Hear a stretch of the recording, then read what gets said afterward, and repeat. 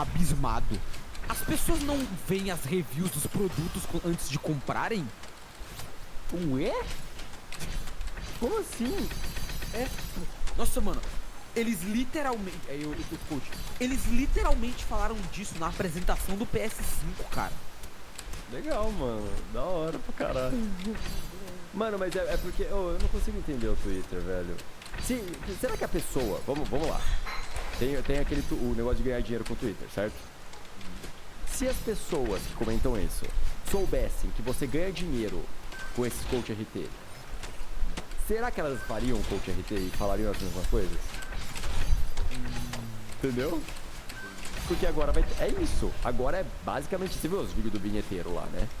Que é só os bait. E é óbvio que é bait justamente pro pessoal falar: nossa, que cara otário, mano. E com certeza é otário as coisas que ele fala. Com certeza. Mas é justamente com isso que ele tá ganhando grana. Ele tá ganhando grana porque tá... Aí que tá, nem tá ganhando tanta grana assim, porque não tá virando tanto não. Mas ele tá tentando mandar os bait absurdo pra ver o pessoal dando coach RT e falando merda pra ele. E ele tá ganhando grana. Aí é a mesma coisa que eu falo. Se as pessoas souberem que estão dando dinheiro pra ele, vão dar coach RT? Não vai. Não vai. E é por isso mesmo que eu nem faço isso. Porque é justamente a moeda de troca do Twitter é o coach RT. Certeza, Fel. Essa galera só quer propagar ódio, não tô nem aí pra engajar. Mas aí que tá, você quer propagar ódio, mas quando você propaga esse ódio, você tá dando grana pra aquilo que você tá odiando. Tá dando grana literalmente, porque é diferente de eu falar no Twitter que Campo de Morango é uma merda, não escutem. Aí eu tenho que ir lá escutar. Aí você tá literalmente dando dinheiro pra ele, porque é o que o Twitter faz. Então eu não sei, mano. Eu não sei. Mano, eu falei lá atrás, porque eu falei, vai começar a dar dinheiro o Twitter. Perfectly balances slice of life with psychological horror. And make no mistake, Haibani Renmei is absolutely a psychological horror, just not in the traditional sense. We hear Raka's thoughts as she worries that her body is changing into something else other than human. Then we get a great scene showing off how Raka's hair keeps getting attracted to her halo, which is a funny running joke throughout the series. And the episode ends on a very hopeful note, with Raka admiring her new wings. We are left with this very symbolic picture of an angelic silhouette against a window. There are a lot of scenes in this show where someone is standing against a window. Seriously, like 10 or 11 scenes with this exact symbolism happening.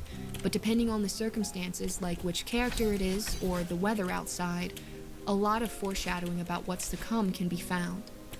I will definitely come back to this when it happens. The episode opens, and we get a look at just how hard it is to get wings into a shirt and through the wing slits. It's little details like this that I really love this show for. We see Reki taking care of the children, and learn that her job as a Haibane is to take care of all the children in Old Home. Raka leaves the house for the first time, and relishes in how beautiful Old Home is. She takes in the courtyard and buildings accompanied by this melancholic piano until she is interrupted by an adorable young feather trying to show Raka wing tricks. In this scene, we get to see a lot of Raka's personality. She's a bit airheaded, but also comes off as self-conscious. She gets along well with the children and always has this soft demeanor about her. This is one place I feel I can point out the voice acting.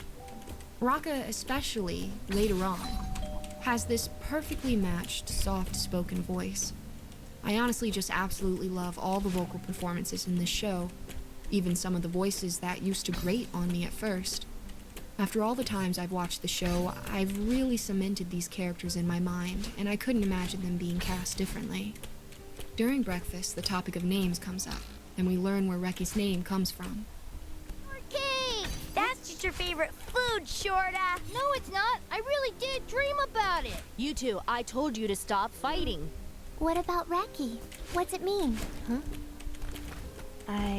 Reki means little stones. What? Well, it's Reki, as in Gareki, meaning pebbles. I remember a moonlit night, and I was walking all alone down a pebble-laden path. Walking. And so the plot thickens. This show just loves to throw that random mystery at you. Then everyone decides to go to town to get Raka some clothes and show her around. We get some exposition telling us that Old Home used to be an old school dormitory that was abandoned and eventually became the Haibani Nest. But of course, no one knows when or why, which is the answer to most of the questions the characters are asked about anything to do with the Haibane or their past. They also mention that there is another home Haibane live in on the other side of town called Waste Factory, where everyone lives co-ed. Old Home only has the 5 main characters, the young feathers, and a house mother. On the road to town, we see a man in a cart with no wings or halo.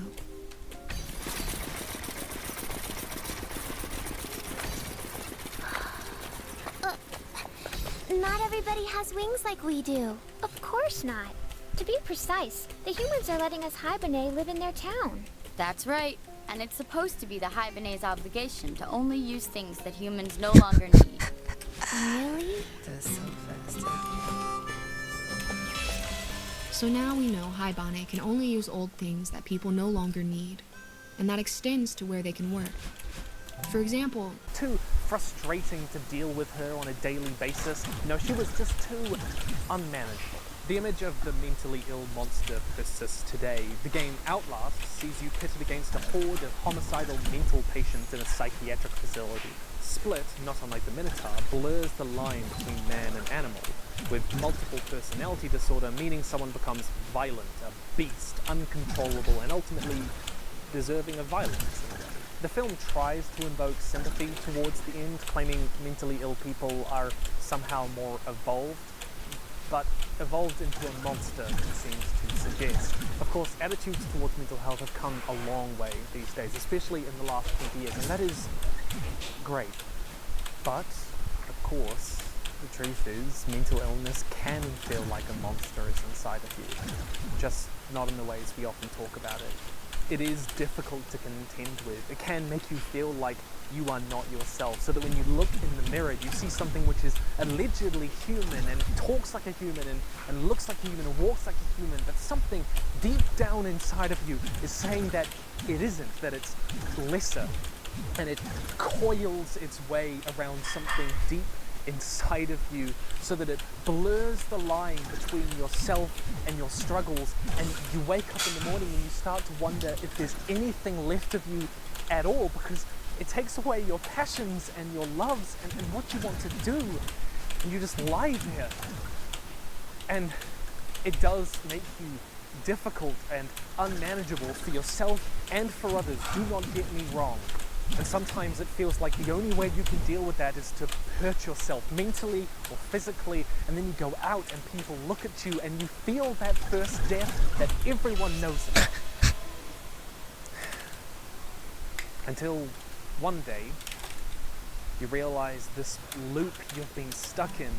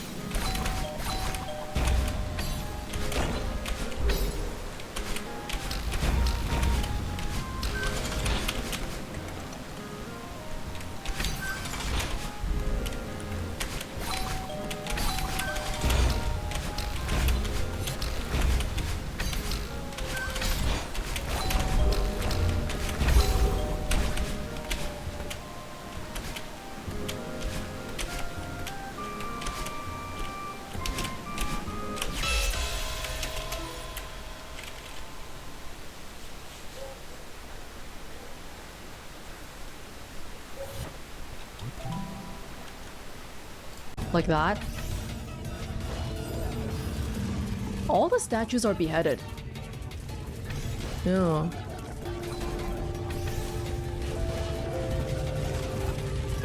Oh, Priestess Gus is right there.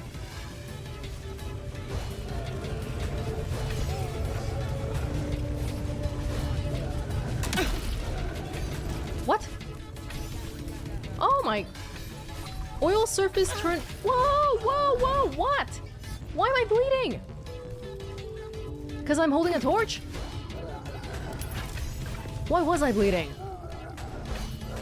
Oil? There was oil here? Dear God. Just for the record, we can still short rest. That the jingle of coin, I hear? You've timed it well, my friend. Already turned quite the profit today. So I'm feeling generous.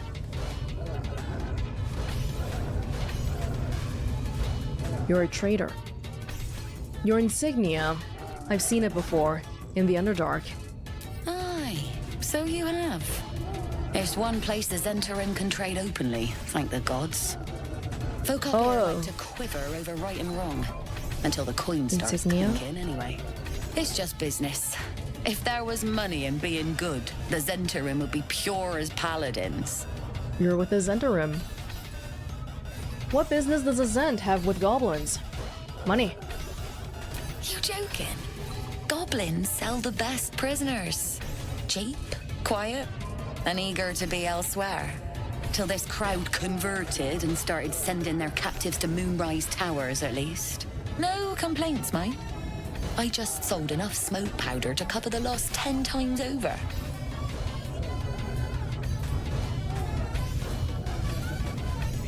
What do the goblins want smoke powder for?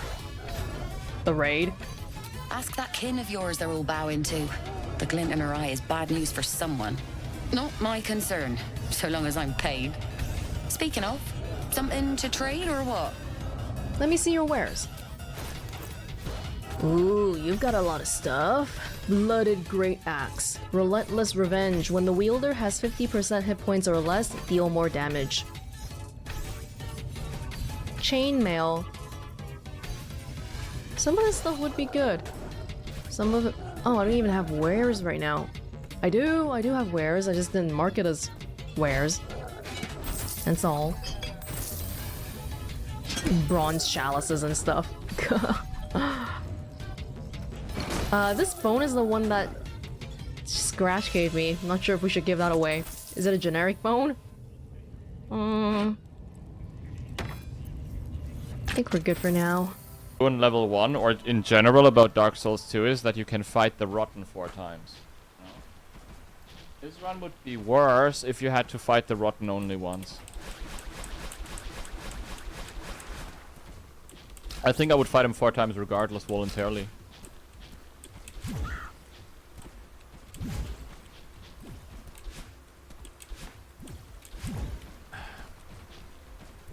Oh, sorry. With the Shulva route, you'd have a +10 crossbow and a +8 mace with Flynn's ring, which is more damage than a +10 mace. More damage with the crossbow, you mean? How much more?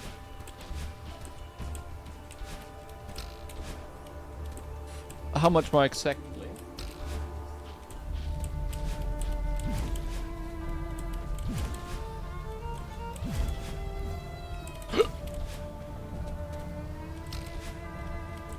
Hey Moose. Because the Rotten is the most valid defilement looking boss.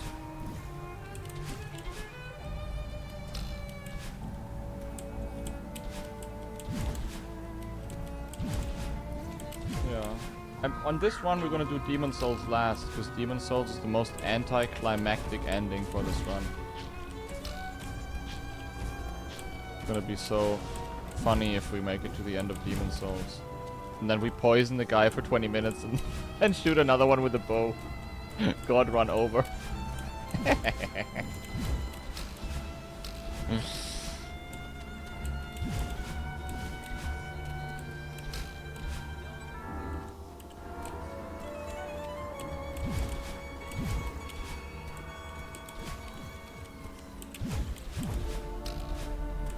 of the heart.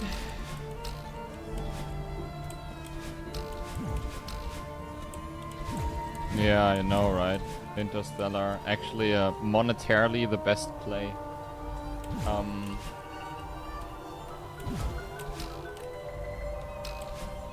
Here first? Yes. No, here. Yeah, the consistency is good. It's okay. Except for Dark Souls 2, it sucks. Ad break. Ladies and gentlemen, ad break again. As you might know, I get paid for these ads. I get paid $1,800 this month, which is a lot of money for me. That's why I do it. I'm gonna hit you guys with an ad break, and then you might see some advertisement if you're not subscribed. If you are subscribed, you obviously won't. Thank you very much for watching. Consider subscribing to the stream and live every day here on YouTube. Thank you very much. Enjoy the content. Love you. Say that. Holy shit. That was fast, huh?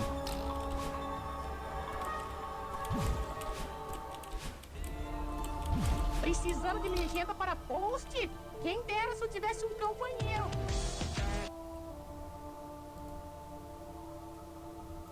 Gosto mais maneiro. Isso, é legal. Aí, Não, como você chamaria algo que não que é velho só, mas seria um clássico, mas não é tão velho assim? Algo que não é clássico. Porque não é tão velho pra você. Algo que não é tão velho e não é clássico. E é clássico. E é clássico. É, então, mas aí não tem como ser algo que é não tão velho e clássico. Não, mas aí que eu tô falando. E é o quê? Só legal? Não, é velho. E é legal, mas eu faço... É velho, mas é legal, exato. Mas é clássico. É clássico, tem que ter uma prova de fogo muito maior. Ele tem passado por muito mais... Não, mas não tem. Entendeu? É isso. É que você... Então, é que pra você e eu, a gente tá pensando uma coisa. Você tá pensando que o velho é muito recente ainda. Então, o velho é exato. O velho pra mim é muito recente. Pra mim, o velho clássico é pensando em coisas velhas. Não, mas aí tem um nível de velho. Porque, por exemplo... Porque clássico não é mais velho, não é mais velho que velho. Então, mas por exemplo, o GTA V foi lançado em 2013. Ele é velho, mas ele não é clássico, o GTA V. Não, o GTA V é antigo, mano. Entrou um new player arrived.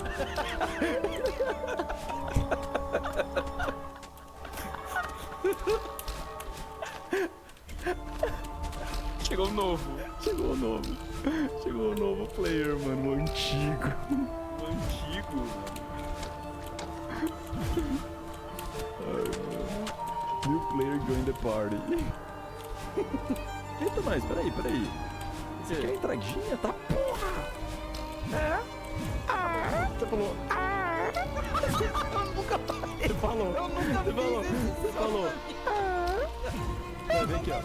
Vem aqui, meu. Vem aqui. Você fez sim, você falou. Você fez sim. Tem coisa. Depois a gente vai. Deixa eu entrar aqui no final.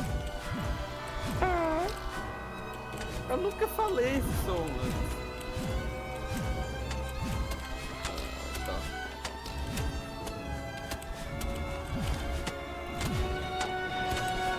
Pior que fez, eu não falei. Fez sim. Foi exatamente esse som, mano. Eu não fiz esse som, mano.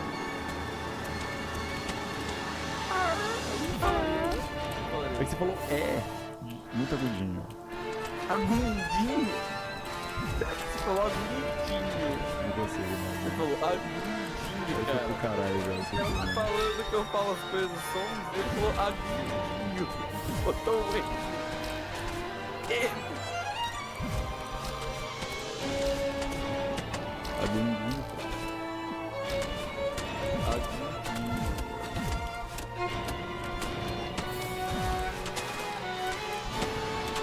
Mas lembra... Porra, eu esqueci o nome da palavra de novo, velho. Antediluviano. Diluviônico. Diluviônico?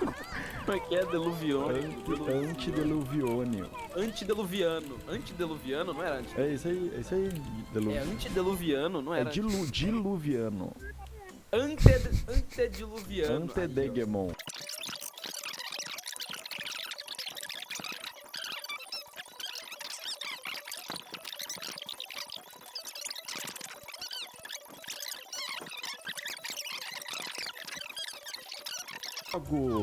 E aí tá cantando Play 2 naquelas cúpulas de olha isso aqui como é velho.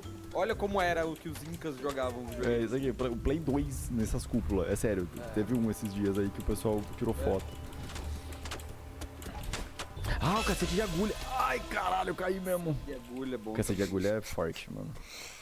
Quem quiser doar, pode vir doar também. Não dói nada. The fact is run up and...